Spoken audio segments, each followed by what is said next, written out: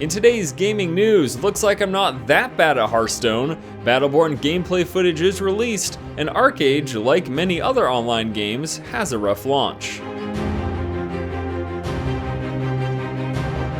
Hello ladies and gentlemen, welcome back to the show. My name is Force, here with your day's gaming news. First up today, it looks like I'm not that bad at Hearthstone. Well, I'm still pretty bad, but I'm not bad compared to all the rest of the other scrubs who are playing the game. Blizzard just posted an article revealing what percentage of the player base falls into the various rankings. 75% fall between 25 and 16, around 18% between 15 and 11, 6% between 10 and 6, 2% between 5 and 1, and then just 0.5% of players fall into the legend rank. So yeah, I make a lot of mistakes, and yeah, I'm not a perfect player, but hey, I'm in the top 2% of Hearthstone players, so I can feel pretty good about that. So I guess the lesson here is that there are a lot of people on the internet who will tell you how bad you are, but it probably turns out that they might be most likely worse than you. Next up, we've got some gameplay footage for the upcoming title Battleborn. Battleborn is a first-person shooter MOBA coming from Gearbox, the developer of the Borderlands series.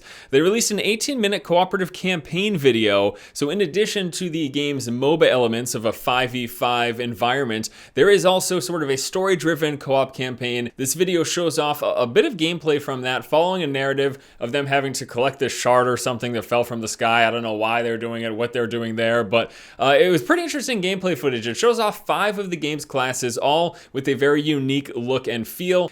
Different gameplay. It's not all just first-person shooting. There are melee-focused characters. One of them was throwing knives at people, and one of them was slashing with swords, and then there was this big heavy type character, there was a smaller assault type character, and there was even an elven archer shooting bows and putting like entangling roots on the ground. All around it looked pretty interesting. Now if you take a look at this gameplay footage, there's also a bit of the story narrative part, and you can tell that sense of Gearbox humor that we saw in the Borderlands series. So if you're at all interested, give this video a look. Again, it's about 18 minutes, 15 of which are actual gameplay footage. And last up in news, I wanted to talk with you about the launch of ArcheAge. We saw the official launch begin this week, and like many other games with always online connectivity, such as MMOs, there were a few issues. Now, beyond the obvious connectivity and queue time problems, there's also some more deep-seated issues that I wanted to discuss. We're seeing problems like overpopulation with those huge queue times and a lack of housing space. There's also been some bug issues with a duplication bug for Founders Packs,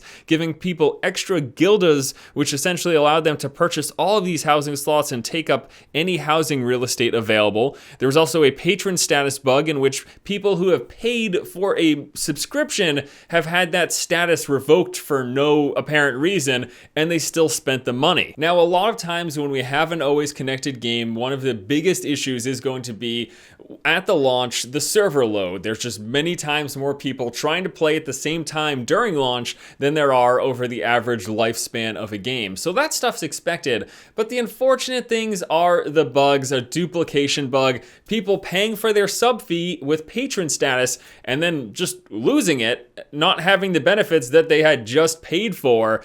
And you know, there's also the continuous worries about sort of the pay-to-winny aspects, whether or not you agree with that term. The fact that free-to-play players don't get to take advantage of the crafting and the housing systems. The fact that free-to-play players don't regenerate labor points while offline. So you basically need to pay a sub fee in order to get the most out of the game. You know, I'm not here to have that argument versus free-to-play and sub fee or how that works.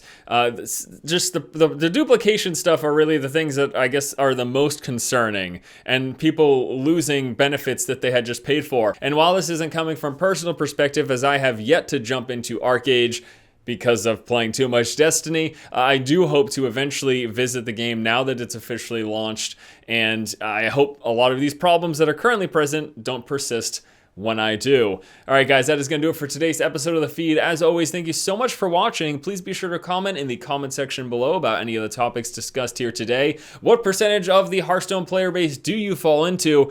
Give a look to that Battleborn gameplay footage. Let me know what you think. And have you been playing ArcheAge since launch? How has the experience been for you? Do you have any concerns? Let me know below. Thanks, guys, so much for watching. Hope you have a fantastic day. I will see you tomorrow.